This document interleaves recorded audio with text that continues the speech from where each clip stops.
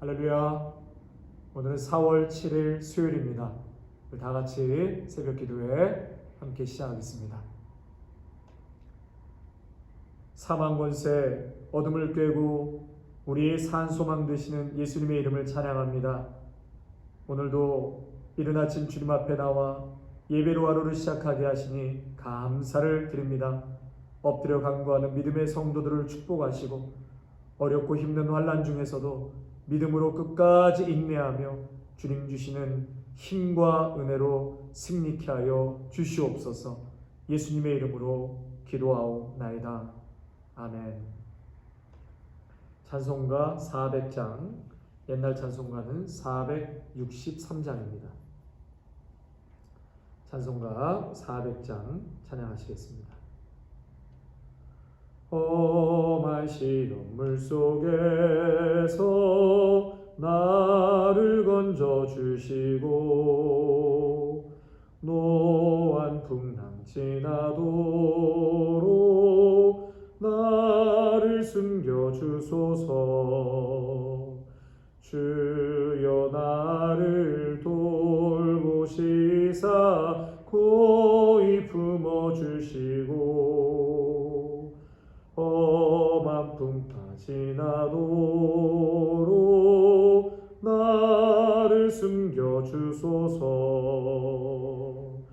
권세 능력 무한하사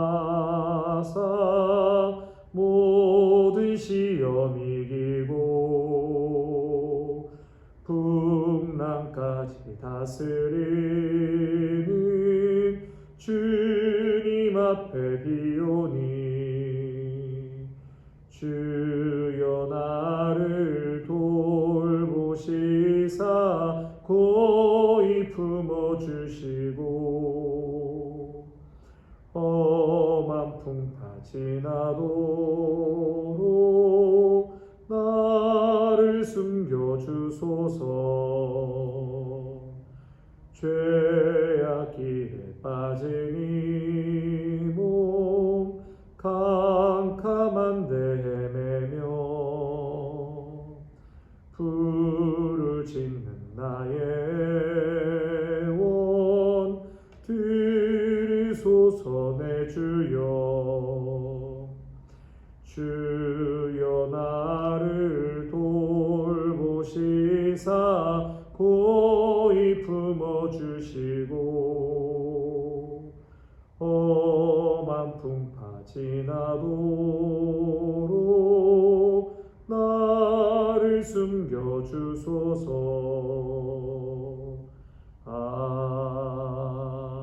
아멘. 오늘 우리에게 주는 하나님의 말씀은 출애굽기 2장 1절에서 10절까지의 말씀입니다. 출애굽기 2장 1절에서 10절까지의 말씀입니다. 네, 찾으셨으면 제가 하나님의 말씀 봉독하겠습니다. 레위 가족 중 한 사람이 가서 레위 여자에게 장가들어 그 여자가 임신하여 아들을 낳으니 그가 잘생긴 것을 보고 석 달 동안 그를 숨겼으나 더 숨길 수 없게 되매 그를 위하여 갈대 상자를 가져다가 엽청과 나무진을 칠하고 아기를 거기 담아 나일 강가 갈대 사이에 두고 그의 누이가 어떻게 되는지를 알려고 멀리 섰더니 바로의 딸이 목욕하러 나일 강으로 내려오고 시녀들은 나일 강가를 거닐 때에 그가 갈대 사이의 상자를 보고 시녀를 보내어 가져다가 열고 그 아기를 보니 아기가 우는지라 그가 그를 불쌍히 여겨 이르되 이는 히브리 사람의 아기로다. 그의 누이가 바로의 딸에게 이르되 내가 가서 당신을 위하여 히브리 여인 중에서 유모를 불러다가 이 아기에게 젖을 먹이게 하리까. 바로의 딸이 그에게 이르되 가라 하매 그 소녀가 가서 그 아기의 어머니를 불러오니 바로의 딸이 그에게 이르되 이 아기를 데려다가 나를 위하여 젖을 먹이라. 내가 그 싹을 주리라. 여인이 아기를 데려다가 젖을 먹이더니 그 아기가 자라매 바로의 딸에게로 데려가니 그가 그의 아들이 되니라. 그가 그의 이름을 모세라 하여 이르되 이는 내가 그를 물에서 건져내었음이라 하였더라. 아멘. 오늘 본문의 말씀은 제가 작년 9월에 주일 말씀 본문으로 같이 나눈 적이 있습니다. 오늘 동일한 말씀 본문 한 번 더 같이 우리가 묵상하면서요, 하나님께서 모세를 향한 계획이 무엇이었고 또 그렇게 절망 중에도 어떻게 하나님께서 역사하시고 모세를 건져내시고 또 하나님의 뜻을 이루어 가시는지, 이 말씀을 묵상하면서 저와 여러분에게도 동일한 은혜가 임하기를 원하고 또 하나님의 뜻에 순종하며 나아갈 수 있는 우리 모두가 되어져 갈 수 있기를 원합니다.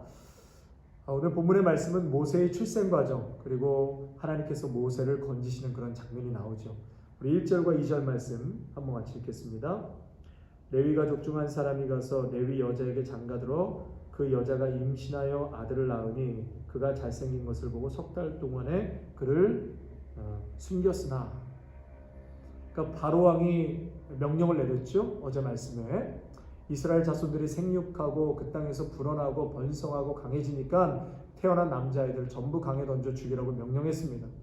오늘 이 부모는 어떤 선택을 하죠? 아이를 살리는 것으로 선택합니까? 아니면 죽이는 것을 선택합니까? 결국 아이를 살리는 것을 선택했습니다. 다시 말해서 하나님의 뜻을 선택했다는 것입니다. 여러분, 생명의 주권은 하나님께 달려있는 것이죠. 바로에게, 산파에게 그 주권이 있는 것이 아니라 생명은 오직 하나님께 달려있습니다. 그래서 이 부부도 하나님의 뜻을 선택했습니다. 하나님의 뜻을 선택했더니 오히려 그 가정에 위기가 찾아오죠. 우리가 신앙 안에 살고 신앙을 지키려고 할 때 오히려 큰 어려움과 위기가 찾아올 때가 있습니다. 성도 여러분, 하지만 하나님의 뜻을 구하고 또 하나님의 뜻에 순종하여 선택한 그 길은 하나님께서 반드시 도와주십니다. 반드시 하나님께서 길을 내시고 역사해 주십니다. 그러므로 절대 실망하거나 낙심하거나 주저앉아 있지 마시기 바랍니다. 그 일을 통해서 하나님의 살아계심을 반드시 우리 성도님의 삶 속에 하나님 드러내 보이실 것입니다. 우리가 하나님의 뜻을 포기하면 쉽지요. 가장 쉽습니다. 양심의 가책이 없으니까 남들이 다 하는 것 쉽게 할 수 있습니다. 하나님을 포기하면 얼마나 자유롭습니까? 비즈니스 운영하는 것도 세상 방법대로 나쁘게 할 수도 있습니다. 그러나 하나님의 뜻이 무엇인지 알고 하나님을 믿고 우리가 하나님을 선택하며 살아가고 있기 때문에 오히려 그것으로 인해서 위기에 빠질 수도 있고 고난이 찾아올 때가 있다는 것입니다. 지금 모세의 부모가 마찬가지죠. 석 달 동안 모세를 지킵니다. 그런데 더 이상 아이를 살려주면 아이뿐만 아니라 부모의 생명까지도 위험하게 되기 때문에 더 이상 아이를 지킬 수가 없게 되었습니다. 끝까지 하나님의 뜻을 지키려고 하는데 하나님의 뜻대로 행하려고 하다 보니 죽음의 위기 앞에 놓여지게 되었습니다. 내 능력으로, 내 힘으로는 도저히 문제를 해결할 수 없는 그러한 상태가 살다 보면 꼭 한두 번씩은 찾아올 때가 있습니다. 지금 모세의 부모도 그러한 한계 상황을 경험하고 있습니다. 여러분, 이 한계 상황을 다른 말로 표현하면 극한 상황이라고 할 수 있는데요. 그 뜻은 버틸 수 없을 만큼 이제 낭떠러지 끝자락에 간신히 매달려 있는 상황이라고 할 수 있습니다. 이러지도 못하고 저러지도 못하는 현실적인 상황을 변화시킬 수도 피할 수도 없는 상황을 말하는 것입니다. 데리고 있어도 죽고 나일강에 뛰어보내도 죽을 수도 있는, 그러나 이 부모는 그것밖에는 선택할 다른 방법이 없었습니다. 그래서 갈대상자를 만들어서 나일강에 뛰어보내죠. 최근에 뉴스를 보니까는요, 뉴멕시코 국경에서 3살 된 여자아이, 5살 된 여자아이가 4m 높이에서 아이들만 떨어뜨리고 그 떨어진 아이들을 다행히도 이 군인 야간 CCTV에 찍혀서 아이들을 다행히 건져낼 수 있었습니다. 살 수 있었습니다. 여러분, 정치적인 이슈, 여러 가지 상황적인 얘기 떠나서 그럴 수밖에 없었던 부모의 마음이 어땠을까? 같이 있지 않아 죽고 아이들이라도 어떻게 해서든지 살리기 위해서 그 국경에서 아이들만, 그 어린 피덩이 같은 아이들만 떨어뜨렸던 그 부모의 심정. 여러분, 지금 모세의 부모가 마치 그런 심정입니다. 성도 여러분, 그런데요, 만약 모세의 부모가 끝까지 내가 해결하겠다고 움켜쥐면 줄수록 상황이 어떻게 전개되었을까요? 내가 도저히 할 수 없어서 내려놓을 때 하나님, 더 이상은 버틸 수가 없습니다. 바로 그 순간부터 하나님께서 일하시는 것을 경험하게 되는 것입니다. 우리가 의지할 수 있는 분은 오직 하나님 한 분밖에 없습니다. 하나님께서 하실 수 있습니다. 하나님께 이제는 맡길 수밖에 없는 상황입니다. 이렇게도 죽고 저렇게도 죽을 수밖에 없는 이 상황에서 할 수 있는 것은 오직 우리 하나님. 하나님, 오늘도 부활하시고 나와 함께 하신다고 하지 않으셨습니까? 하나님 앞에 모든 것을 맡겨드리고 무릎 꿇고 기도하는 것밖에 없습니다. 여러분, 이러한 상황에 계시다면 하나님 앞에 도움을 구하십시오. 하나님 앞에 간절히 도움을 구하십시오. 기도하십시오. 눈물 뿌려 부르짖으십시오. 하나님 살려달라고, 길을 열어달라고 하나님의 도움을 구할 때 반드시 이 모세와 같은 놀라운 역사가 우리 성도님들 삶 한복판에 일어나게 될 줄로 믿습니다. 결국 이 부모는 이제 갈대상자를 만들어서 띄워보내죠. 3절입니다. 더 숨길 수가 없게 되매 그를 위하여 갈대상자를 가져다가 역청과 나무진을 칠하고 아기를 거기 담아 나일강가 갈대 사이에 두고. 여러분, 갈대상자, 이 갈대상자는 바구니거든요. 바구니. 히브리어로 테바라고 말씀드렸습니다. 혹시 기억나시나요? 테바. 성경에서 딱 두 군데 이 테바 단어가 나오는데 하나는 창세기, 이 노아의 방주를 테바라고 부릅니다. 이 테바는 배가 아니에요. 나무 상자예요. 나무 상자. 그러니까 실제로 노아의 방주가 이 노를 젓거나 뭐 돛을 달아서 어디로 항해하는 것이 아닙니다. 나무 상자, 그저 물에 둥둥 떠 있는 나무 상자였습니다. 아무 동력이 없어요. 그저 대책 없이 물에 그저 떠 있는 그런 나무 상자인데요. 놀라운 것은 바로 여기에 보이지 않는 하나님의 손이, 하나님의 힘이 그 배를 움직이고 지키고 있다는 사실입니다. 또 하나 흥미로운 사실은 이 갈대 상자를 역청으로 발랐다고 했습니다. 역청. 여러분, 역청은 상자 안으로 물이 들어오지 못하도록 방수 처리를 한 것을 말합니다. 그 역청을 히브리어로 코페르라고 하는데요. 이 말이 어디서 유래됐냐면 카파르라는 단어에서 유래가 됐습니다. 이 카파르의 뜻은 속전, 몸값, 구속, 이런 의미입니다. 그러니까 역청으로 방수 처리가 된 배는 물로부터 분리가 되는 것이죠.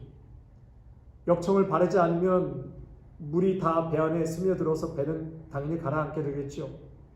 그래서 역청은 이 물과 배를 구분짓는 매우 중요한 것입니다. 카파르. 여러분, 이 카파르가 누구를 상징하는 것입니까? 의미하는 것입니까? 바로 예수 그리스도이십니다. 성도 여러분, 우리가 예수 그리스도 안에 있을 때 세상의 그 무엇으로도 우리를 가라앉게 할 수 없습니다. 세상 한가운데로 들어가는 갈대상자, 그러나 무너지지 않고 가라앉지 않는 것은 바로 예수 그리스도가 계시기 때문입니다. 성도 여러분, 갈대상자는 예수 그리스도를 의미합니다. 지난 1년간 경제적으로 또 정신적으로 큰 어려움의 한복판에 서 있었지만 우리가 침몰하지 않을 수 있었던 것은 카파르, 구원의 방주이신 예수님께서 지켜주셨고 보이지 않는 손으로 배를 움직여 주셨기 때문입니다. 그러므로 구원의 방주, 바로 그 갈대상자인 예수님이 계시기에 우리는 안전합니다. 절대로 침몰하지 않습니다. 절대로 가라앉지 않습니다. 할렐루야! 카파르, 역청과도 같이 우리를 안전하게 보호하시고 지켜주시는 분, 바로 예수 그리스도이십니다. 나일강에 띄어진 인생의 배에 예수 그리스도의 보혈을 배 안 밖으로 바르셔야 가라앉지 않습니다. 세상 한복판에 띄어진 배에 예수님의 보혈을 2겹, 3겹으로 바르시기를 축원합니다. 시편 121편에 내가 산을 향하여 눈을 들리라. 나의 도움이 어디서 올까? 나의 도움은 천지를 지으신 여호와에게서로다.